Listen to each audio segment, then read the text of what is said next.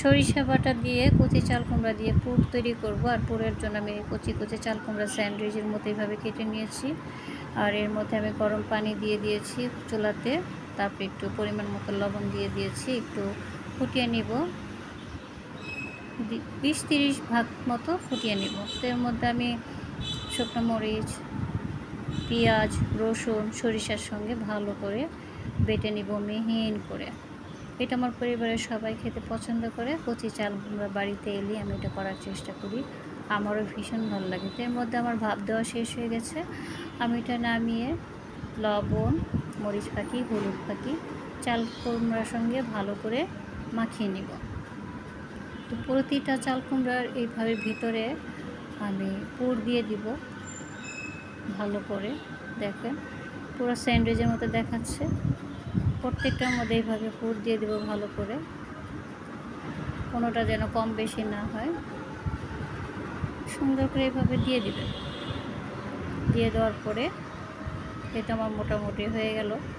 আর দেখেন কত সুন্দর লাগছে, প্রত্যেকটা স্যান্ডউইচের মতো মনে হচ্ছে। যারা না খেতে পছন্দ করে তারাও খেতে পছন্দ করবে এইভাবে করে দিলে।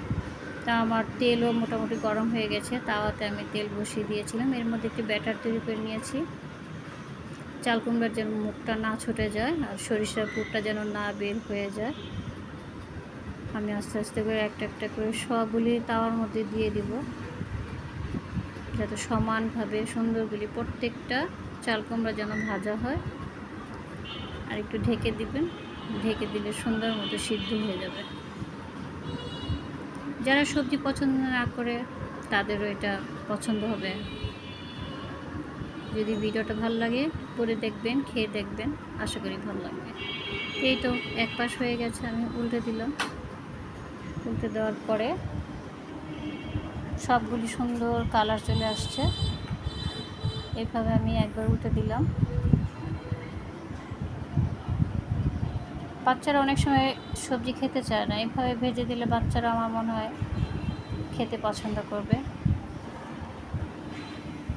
অনেকভাবে বাচ্চাদের খাওয়ানোর কৌশল বের করতে হয়। তো এই তো মোটামুটি আমার হয়ে গেছে আলহামদুলিল্লাহ। দেখেন প্রত্যেকটা কালার কত সুন্দর হয়েছে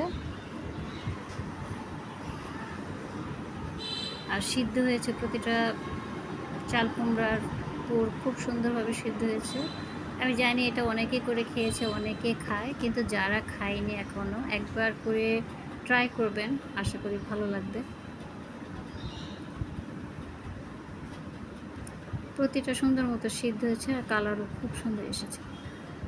আমি একটু ভেঙে দেখাচ্ছি, সরিষার পুরটা দেখেন কত সুন্দর আর খুব সফট হয়েছে। তো কেমন লাগলো ভিডিওটা